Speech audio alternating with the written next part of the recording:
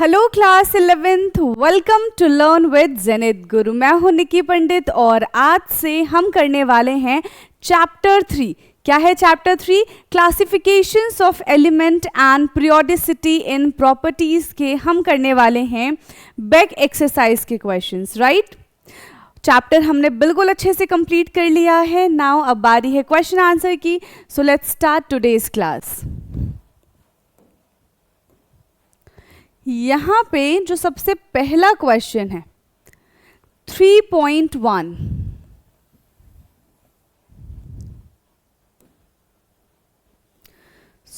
क्या है ये 3.1 question? What is basic theme of organization in the periodic table? ठीक है, पीरियोडिक टेबल को ऑर्गेनाइज करने के पीछे बेसिक थीम क्या थी? देखो, आप सबको पता है कि पीरियोडिक टेबल में कितने सारे एलिमेंट हैं, राइट। उन सारे एलिमेंट्स के कंपाउंड की स्टडी करना इट्स वेरी डिफिकल्ट, राइट। तो उन सब को स्टडी करने के लिए एलिमेंट्स को हमें कैटेगराइज करना पड़ेगा on the basis of their similar properties. हम क्या कर सकते हैं? To make our work easier. तो इसलिए हमने क्या किया है, एलिमेंट्स को यहाँ पे जो पीरियोडिक टेबल में एलिमेंट्स प्रेजेंट है उनको हमने क्लासीफाई कर दिया। क्लियर स्टूडेंट्स, समझ में आया? क्या लिखेंगे? The basic theme of organizations in the periodic table is to classify the elements, right. The basic theme of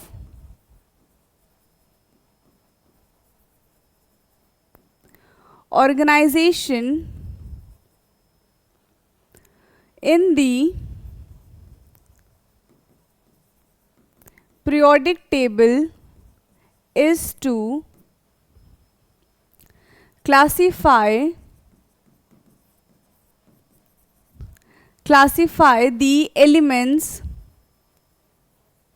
into groups and period, right. ऐसे ही क्लासीफाई किया है, एलिमेंट्स को ग्रुप्स में क्लासीफाई किया है, पीरियड में क्लासीफाई किया है on the basis of their properties, right. On the basis of their properties, on the basis of their properties, right. Similar properties के जो एलिमेंट्स हैं उनको एक ग्रुप में रखा गया है, डिफरेंट प्रॉपर्टीज के जो एलिमेंट्स हैं उनको अलग अलग ग्रुप में कैटेगराइज कर दिया गया है, right. So it's make study of elements easy, ठीक है, इजी रहेगा एक, और एक सिस्टमैटिक वे रहेगा, ठीक है, एक सिस्टमेटिक तरीका रहेगा। हमें जिस भी एलिमेंट्स के बारे में जानना है तो हमें पता रहेगा कि हाँ, ये वाला एलिमेंट इस ग्रुप में बिलोंग कर रहा है, तो यहाँ पे एक सिस्टम भी बना रहेगा, right. So element into groups and period on the basis of their properties. So this make our work easier and more systematic, ठीक है। एक तो ये हमारे काम को इजी बनाएगा, बहुत ज्यादा सिस्टमेटिक होगा, राइट। क्लियर है? This make our work easier and more systematic, ठीक है। All similar, all element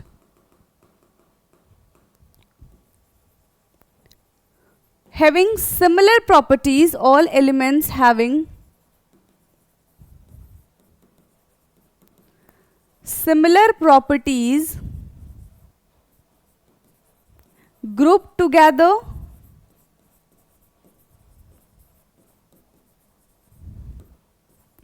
and different properties have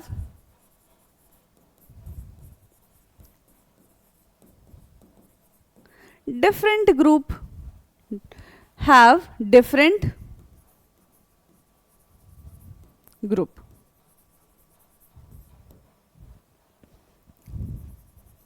This will help us to know each and every element, ठीक है, this will help us to know each and every element, इसीलिए हमने इसको क्या किया है, क्लासीफाई कर दिया. यस स्टूडेंट, समझ में आया? करिए इसको फटाफट से note down.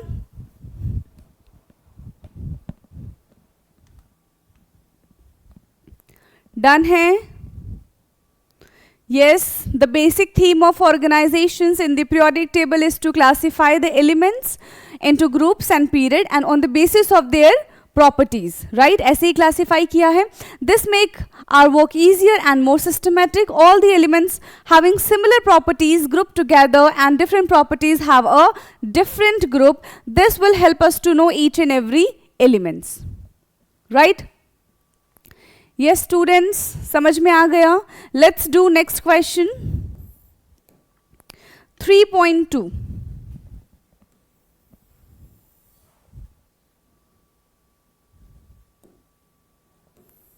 Okay, so question 3.2 is, which important property did Mendeleev use to classify the elements in his periodic table and did he stick to that?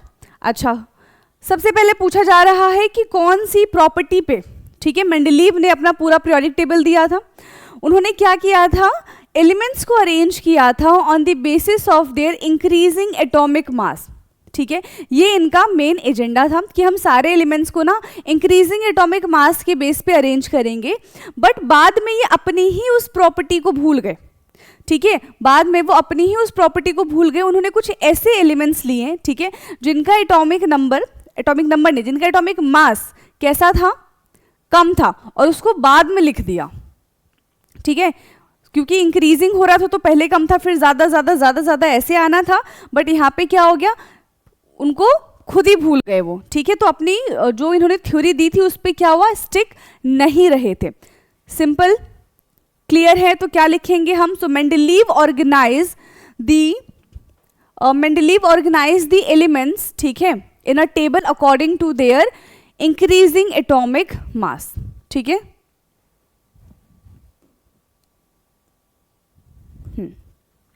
okay. Mendeleev, which property, okay, Mendeleev classify the elements in his periodic table on the basis of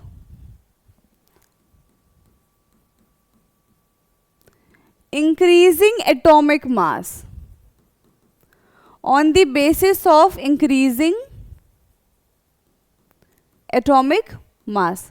ठीक है, इस वे में उन्होंने क्या किया था, सारे elements को अरेंज किया था. ठीक है, and he organize the components in groups and the period. He organize the components into groups and period. ठीक है, इन्होंने भी क्या किया था, ये हम मॉडर्न पीरियोडिक टेबल की बात नहीं कर रहे हैं, यहाँ पे हम मेंडलीव पीरियोडिक टेबल की बात कर रहे हैं. इन्होंने भी एलिमेंट्स को कैटेगराइज किया था on the basis of there group and the period. Okay, इन्होंने क्या किया था, सिमिलर प्रॉपर्टीज वाले को एक साथ एक ग्रुप में रख दिया था. ठीक है, सो अकॉर्डिंग टू दिस उन्होंने क्या किया था, elements arrange in an increasing atomic weight. Right, increasing atomic mass बोलो या फिर इंक्रीजिंग एटॉमिक वेट बोलो. क्लियर है? Done. Components into group and period according to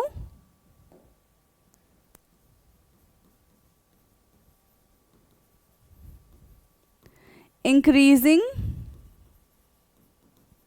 atomic weight.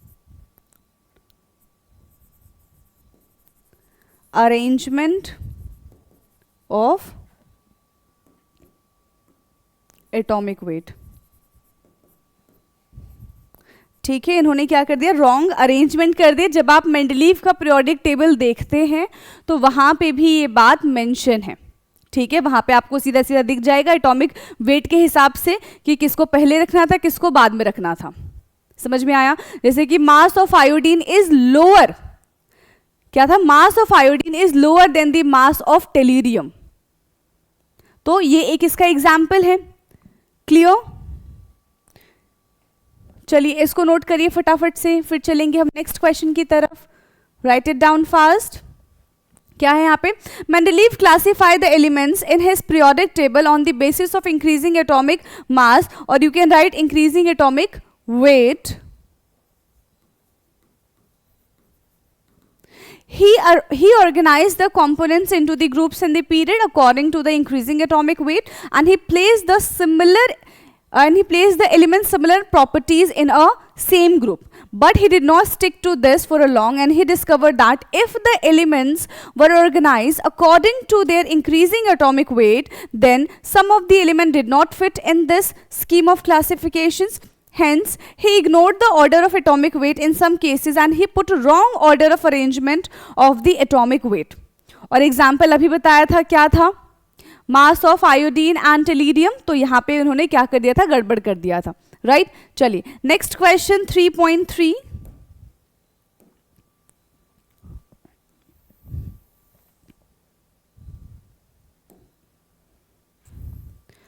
So 3.3 question है, what is basic difference in approach between the Mendeleev periodic law and the modern periodic law. क्या basic approach था Mendeleev periodic law, ठीक है, और modern periodic law में? बहुत simple है. क्या है कि जो मेंडलीव पीरियोडिक टेबल था, ठीक है, उन्होंने क्या किया, सबकी प्रॉपर्टी को क्लासिफाई किया, केमिकल प्रॉपर्टी, ठीक है, physical property, on the basis of their increasing atomic weight. But in modern periodic table which is given by Moseley, है ना, मोस्ले का ज़्यादा कंट्रीब्यूशन रहा है वहाँ पे, हम मोस्ले के नाम से ही जानते हैं मॉडर्न पीरियोडिक टेबल को. So modern periodic table state that the physical and the chemical properties of elements are function on the basis of their atomic number. ठीक है, तो ये बेसिक डिफरेंस है इन दोनों के बीच का. सो modern periodic law,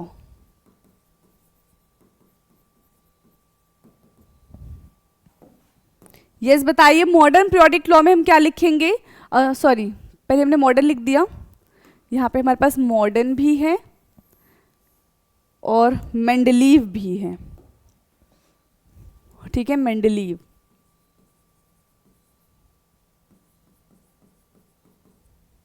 Mendeleev's periodic law.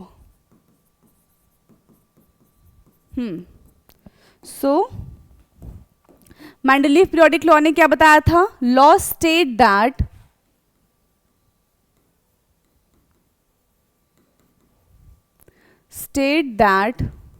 The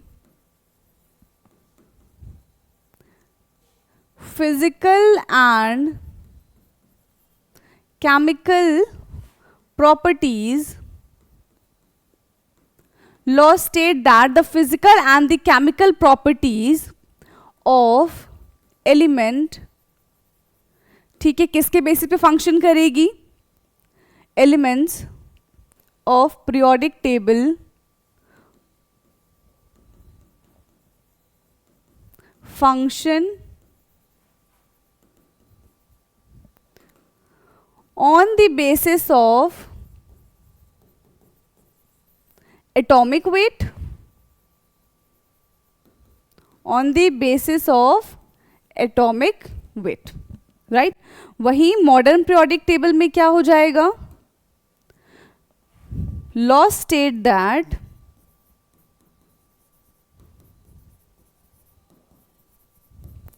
all the physical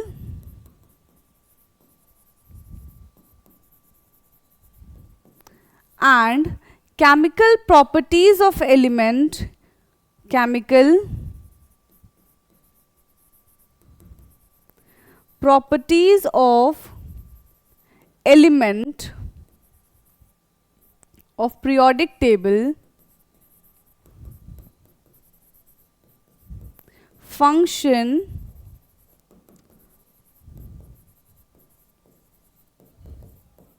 on the basis of atomic number. किसके basis पे किया जा रहा है? On the basis of atomic number.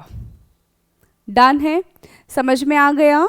चलिए, तो ये था हमारा question 3.3. Next question 3.4.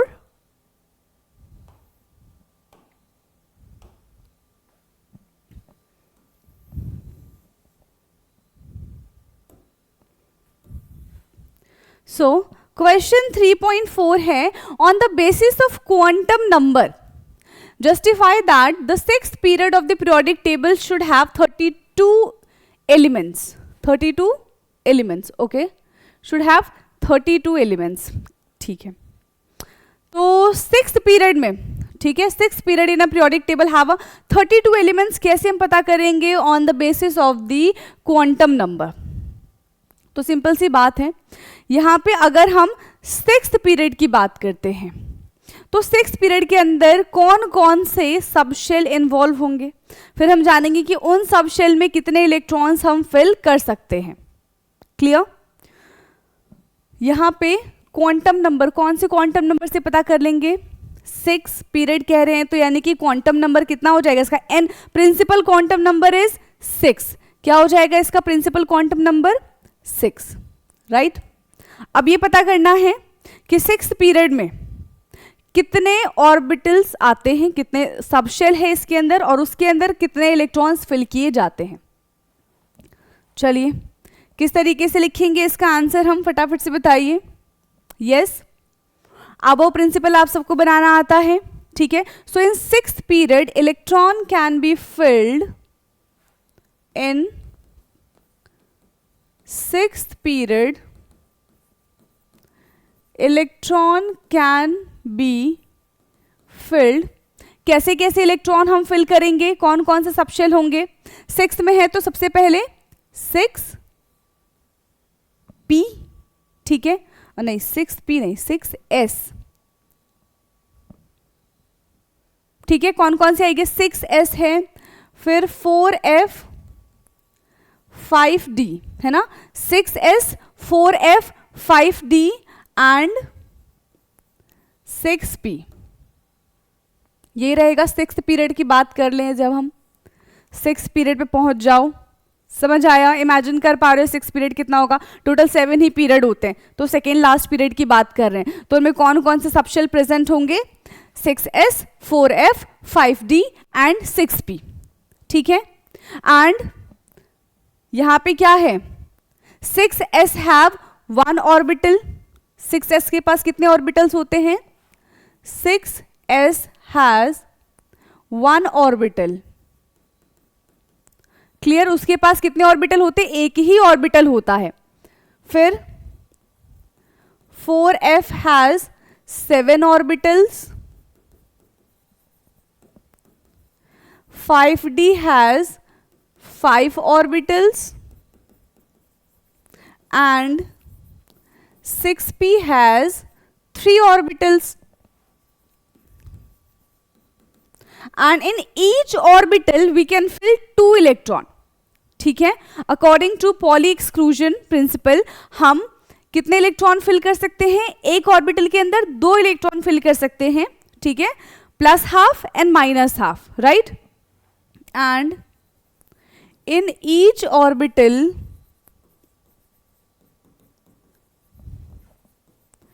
we can fill 2 electron. In each orbital we can fill 2 electron, right? हर एक ऑर्बिटल में कितने इलेक्ट्रॉन फिल कर सकते हैं? 2 electron. So hence there are total, कितने ऑर्बिटल्स है total? There are total number of orbitals कितने हैं? 1 + 7 + 5 + 3 कितने हो गए बताइए? 12, 13, 14, 15 एक 16. So there are total number of orbital is 16. Total कितने ऑर्बिटल हैं? 16 ऑर्बिटल्स हैं. ठीक है, टोटल कितने ऑर्बिटल हैं यहाँ पे? 16 ऑर्बिटल हैं. So therefore 16 orbital can accommodate a maximum number of 32 electrons. So 16 orbitals can accommodate total 32 electrons. 62 orbitals के अंदर टोटल कितने इलेक्ट्रॉन आ सकते हैं? 32 इलेक्ट्रॉन आ सकते हैं. सो इन 6th period the periodic table should have 32 elements. So in 6th period,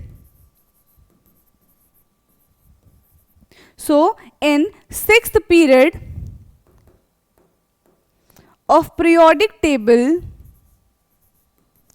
in 6th period of periodic table have कितने element हो जाएंगे?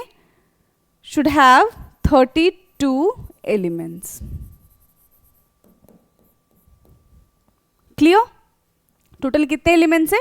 32 एलिमेंट्स है. Okay students, now next 3.5.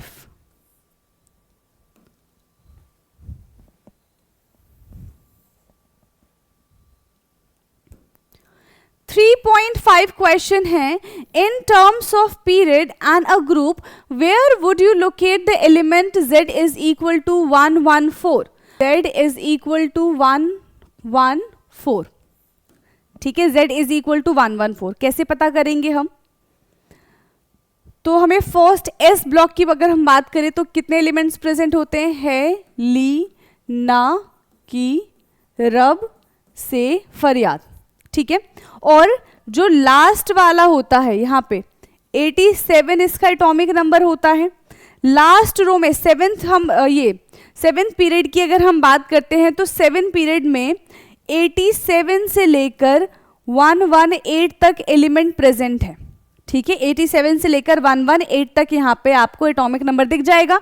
हाँ, बीच में जो कुछ एलिमेंट्स हैं वो कहाँ पे चले जाते हैं? एक्टिनॉइड सीरीज में चले जाते हैं. ठीक है, एफ ब्लॉक में चला जाता है.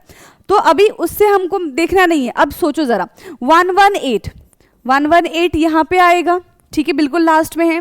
फिर 117, राइट, और यहाँ पे कितना हो जाएगा? हमें कितना निकालना है? 114 बताना है. कितना बताना है हमको? 114. ठीक है, 117, 116, 115 एंड 114, राइट. क्योंकि इधर के बीच के कुछ एलिमेंट्स जो हैं वो जाते हैं ना एफ ब्लॉक में. पीछे से तो करेक्ट है. तो ये 18th ग्रुप है, 17th group, 16th group, 14th, ये 15th group and this is 14th group. तो जो 114 एलिमेंट्स हैं वो कौन से ग्रुप से बिलोंग कर रहा है? 114 elements belong to 14th group. क्या हो जाएगा? ग्रुप कौन सा है इसका? ग्रुप तो इसमें 14th ग्रुप का ये एलिमेंट है.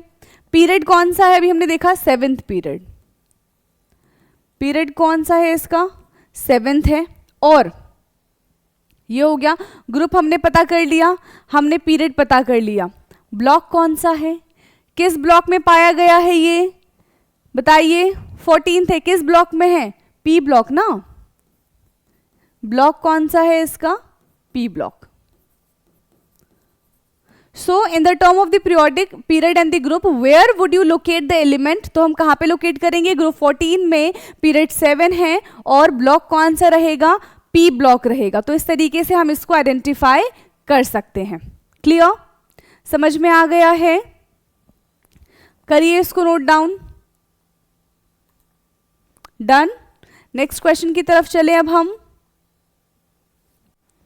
3.6.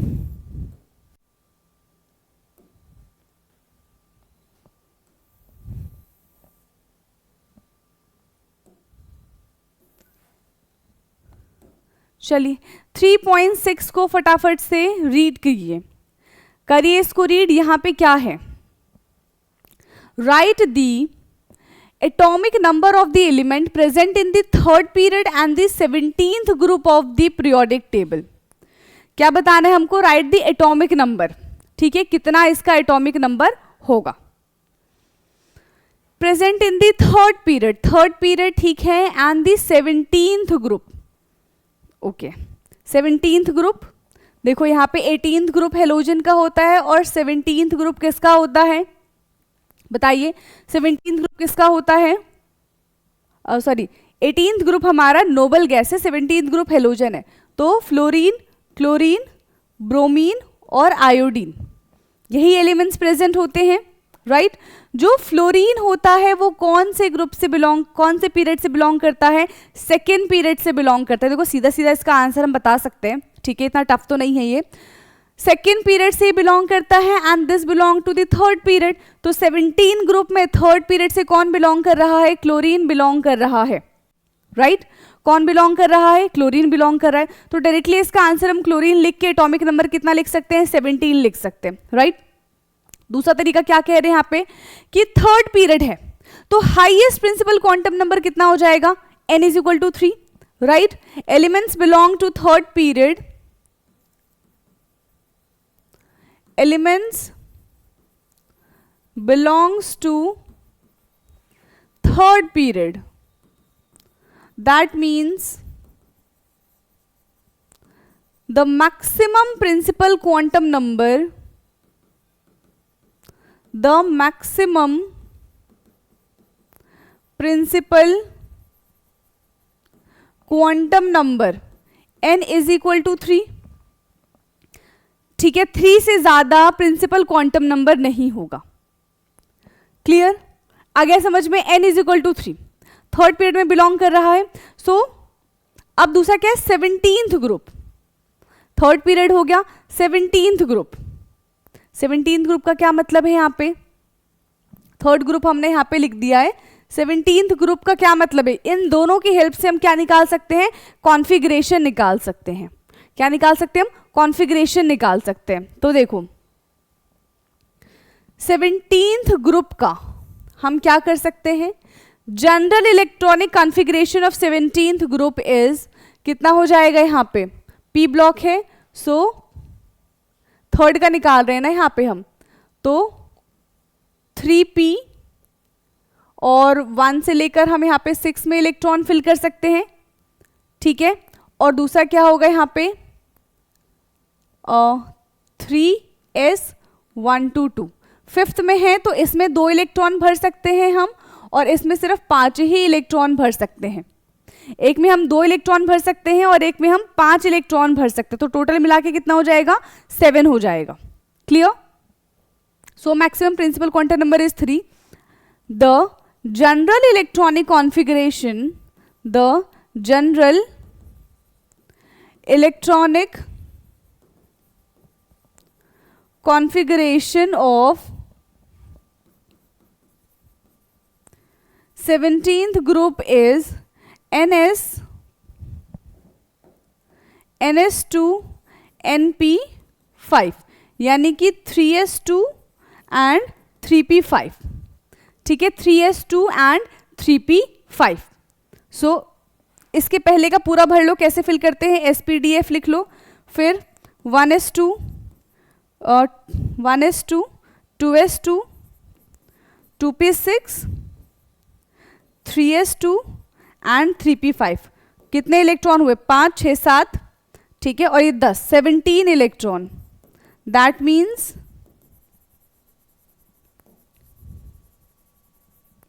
Element is chlorine. आप इस तरीके से भी कर सकते हैं, इतना लिख के आप डायरेक्टली यहाँ पे आंसर भी बता सकते हैं. ठीक है, 17th ग्रुप और नंबर ऑफ पीरियड कितने थे? थर्ड था. राइट तो इस तरीके से भी आप यहाँ पे बता सकते थे. Clear students? तो ये था हमारा question number 3.6. Now will move on 3.7.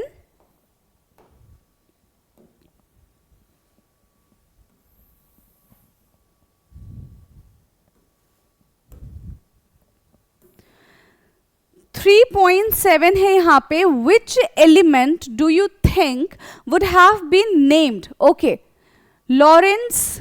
ठीक है, बेर्कली लेबोरेटरी. तो इसमें 2 नेम हैं. एक कौन सा है, लॉरेंशियम, ठीक है, एक कौन सा है, लॉरेंशियम, जिसको हम Lr से रिप्रेजेंट करते हैं, ठीक है, लॉरेंशियम, जिसका एटॉमिक नंबर कितना है, यस, लॉरेंशियम का एटॉमिक नंबर कितना है, 103, कितना है, 103, ठीक। उसके बाद क्या है, बेर्कली, यहां पे क्या हो जाएगा, बेर्कीलियम, ठीक है,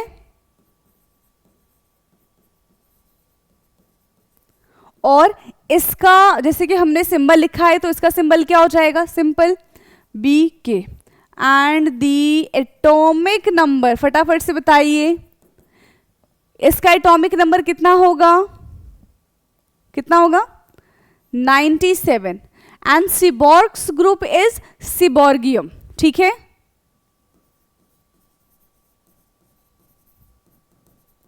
सीबॉर्गियम, और सीबॉर्गियम का सिंबल क्या होता है, Sg, क्या होता है सिंबल, Sg, और इसका एटॉमिक नंबर कितना हो जाएगा, atomic number is 106, right, atomic number कितना हो जाएगा इसका, 106, okay. Now 8th question,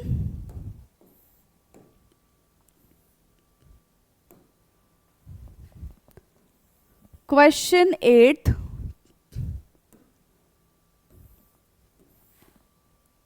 why do elements in the same group have the similar physical and the chemical property? एक ही ग्रुप में एलिमेंट्स है प्रेजेंट, ठीक है, तो उनके similar chemical properties and physical property क्यों है, उसके पीछे का क्या रीजन है, यस, उसके पीछे का रीजन है the number of electron present in their valence shell, ठीक है, क्या रीजन है, क्योंकि सारी चीजें किस पे डिपेंड करती है कि वैलेंसी कितनी है, right, so it's depend on the number of valence electron present in the last shell, तो कॉन्फ़िगरेशन सेम होगा, ठीक है, इनका क्या कॉन्फ़िगरेशन सेम होगा and have the same physical and the chemical property, right. For example जैसे कि हम यहां पे लेते हैं हेलिना की रब से फरियाद, तो यहां पे क्या हो जाएगा, 1s1, 2s1, 3s1, 4s1, 5s1, 6s1 and 7s1, तो यहां पे क्या है, सबका देखो कॉन्फ़िगरेशन जो है वो सेम है, so the physical and chemical properties, the physical and chemical properties depend on the number of valence shell, depend on the number of valence shell, right, किस पे डिपेंड करता है कि वैलेंस शेल में कितने इलेक्ट्रॉन्स प्रेजेंट है, ठीक है, element in a same group have same number of valence electron, right, एक ही ग्रुप में रहेंगे तो एक ही जैसे वैलेंस इलेक्ट्रॉन रहेंगे, देखो यहां पे elements present in the same group have same valence electron, ठीक है, एक ही ग्रुप में प्रेजेंट होंगे तो एक ही जैसे इनके वैलेंस इलेक्ट्रॉन प्रेजेंट होंगे, therefore elements present in the same group have similar chemical and properties, right, therefore elements present in same group have same physical and chemical properties, right, done, ये था हमारा question 3.8। Now next question 3.9। 3.9 what does atomic radius and ionic radius really mean to you? Okay, atomic radius क्या होता है, ionic radius क्या होता है? Yes, क्या होता है एटॉमिक रेडियस, क्या होता है आयनिक रेडियस, बताइए। सो बेसिकली एटॉमिक रेडियस आप सबको पता है कि न्यूक्लियस से आउटर मोस्ट शेल जहां पे इलेक्ट्रॉन्स प्रेजेंट है, that is the atomic radius, ठीक है। और एक आयंस की जब हम रेडियस बताते हैं, ठीक है, एक आयंस की जब हम रेडियस को क्या करते हैं, मेजर करते हैं, आयंस कुड बी कैटायन और एनायन, ठीक है, तो उसको हम क्या बोलते हैं, आयनिक रेडियस।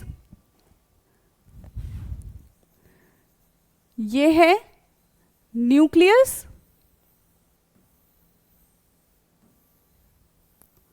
ये है ऑर्बिट, यहां से लास्ट मान लो इलेक्ट्रॉन इसमें प्रेजेंट है, तो इसका एटॉमिक रेडियस कहां से काउंट करेंगे हम, न्यूक्लियस से लेकर जहां पे लास्ट इलेक्ट्रॉन प्रेजेंट है, दैट इज दी, क्या हो जाएगा, that is the atomic radius, right.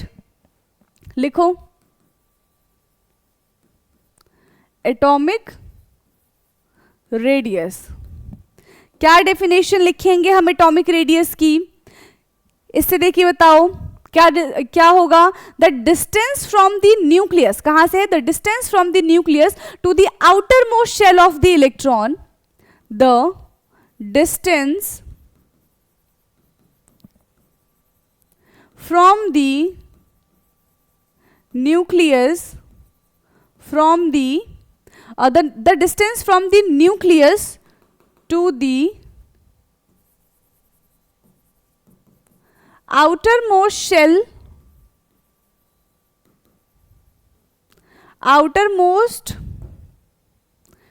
कहां से लेकर, न्यूक्लियस से लेकर outer most shell of the electron, outer most shell of the electron of a atom,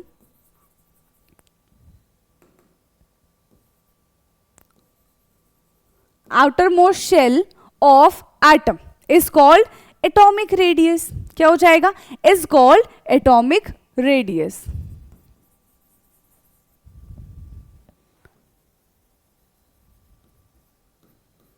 ठीक है। इसको हम क्या बोलते हैं, इसी को हम बोलते हैं atomic radius, clear. So it refers for both covalent radii हो या फिर मेटेलिक रेडियाई हो, डिपेंड अपॉन दी एलिमेंट्स, फर्क पड़ता है कि हमने कौन सा एलिमेंट लिया है, मेटल लिया है कि नॉन मेटल लिया है, क्लियर है। So it refers to both, it refers to both covalent and metallic radius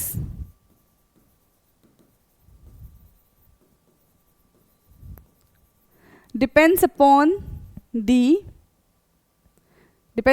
element is metal or non metal,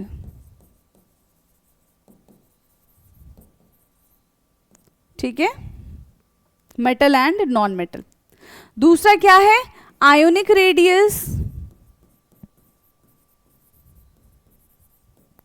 second one is ionic radius. तो आयोनिक रेडियस क्या है, ionic radius can be estimate by measuring the distance between the cation and anion from the nucleus, ठीक है, और in ions the distance measured, the distance measured in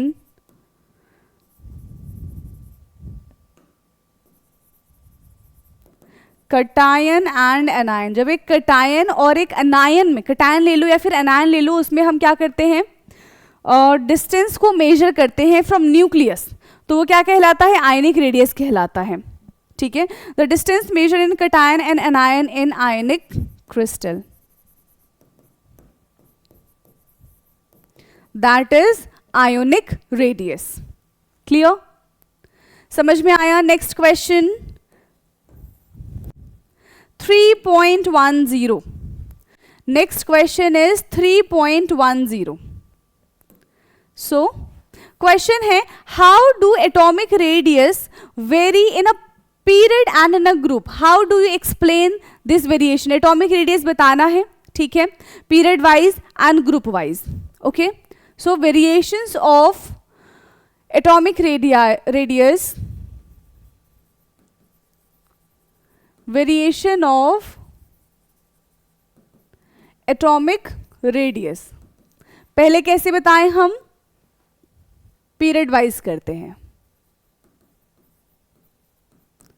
यानी कि left to right. So when we move left to right, जब हम left से right जाते हैं तो नंबर ऑफ इलेक्ट्रॉन इंक्रीज होता है, but there is no increment in number of shell. Number of shell increase नहीं होगा, नंबर ऑफ इलेक्ट्रॉन इंक्रीज होगा।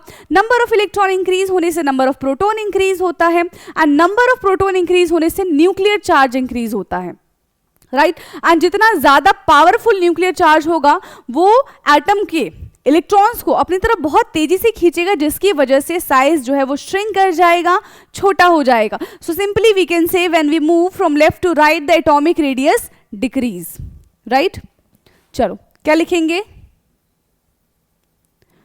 When we move from left to right, when we move from left to right, when we move from left to right, the number of electron increase, hence number of proton also increase, but there is no increment in number of shell। यहां पे कोई increment नहीं होता है number of shell में, hence there is no increment in number of shell। so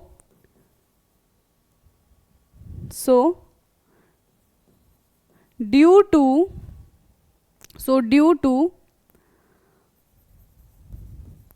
more number of proton from left to right,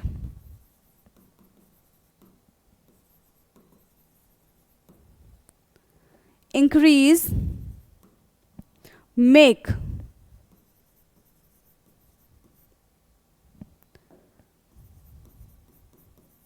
nucleus powerful and increase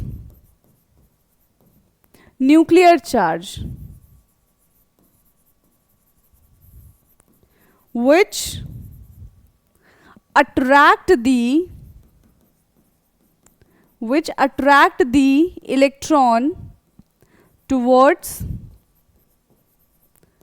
themselves and make the size of atom small। Hence we can say that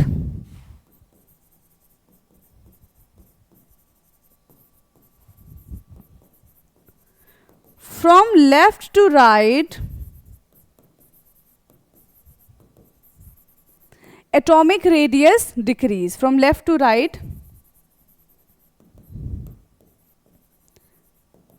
atomic radius decrease. ठीक है,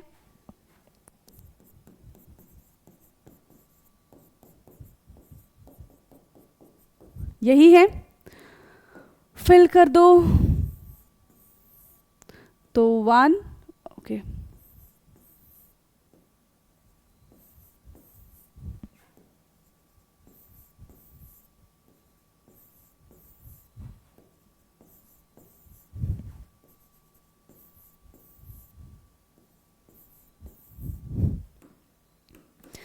lithium के पास कितने electrons present होते हैं? 3 electrons. Put करो 1 2 3। फिर इसके पास 4 है, फिर इसके पास 5 है, देन 6, देन 7 8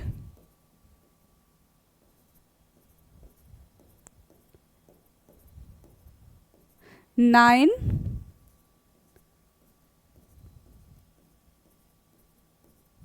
एंड देन 10। तो देखो नंबर ऑफ इलेक्ट्रॉन तो इंक्रीज हो रहे हैं, but there is no increment in number of shells, right. So we can say that from left to right atomic radius decrease. एक ट्रेंड हमने बताया variations of atomic radius, अब क्या बताते हैं, ग्रुप वाइज बताते हैं along the period, sorry group wise में क्या हो जाएगा यहाँ पे, टॉप टू बॉटम। चलिए डन, इतना हो गया। Now top to bottom,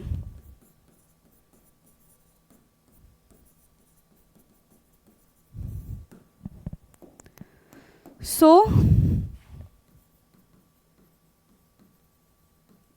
as we move top to bottom, number of electron increase, hence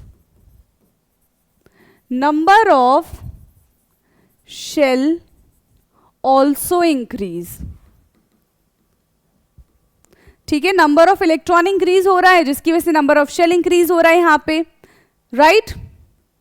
so we can say that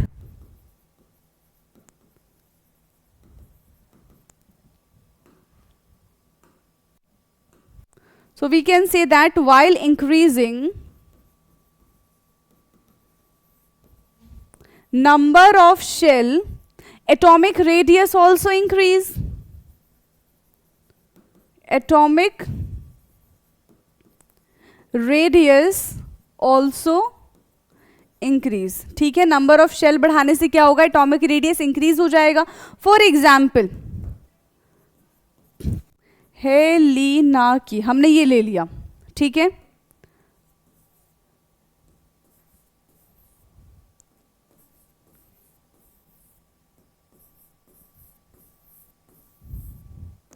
अब देखो यहां पे क्या हो रहा है, इसमें एक इलेक्ट्रॉन, फिर इसमें 3 इलेक्ट्रॉन, फिर इसमें टोटल कितने इलेक्ट्रॉन्स प्रेजेंट हो जाएंगे, 11 इलेक्ट्रॉन्स, यानी कि इसमें एक हो जाएगा फिर इसमें एक हो जाएगा, तो नंबर ऑफ शेल जो है टॉप टू बॉटम में इंक्रीज हो रहा है। So this is the trend. हमने किस किस में देखा, यस हमने ट्रेंड किस किस में देखा, टॉप टू बॉटम में देख लिया हमने ये trend, and left to right में भी देख लिया। क्लियर है, तो यहाँ पे आज की क्लास में टोटल 10 क्वेश्चंस हमारे क्लियर होते हैं। From next class will do 11 से लेकर आगे के क्वेश्चन। क्लियर है स्टूडेंट्स, तो आज के लिए इतना ही।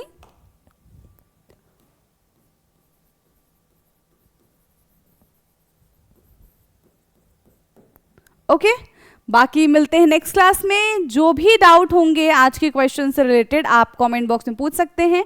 Clear, thank you so much.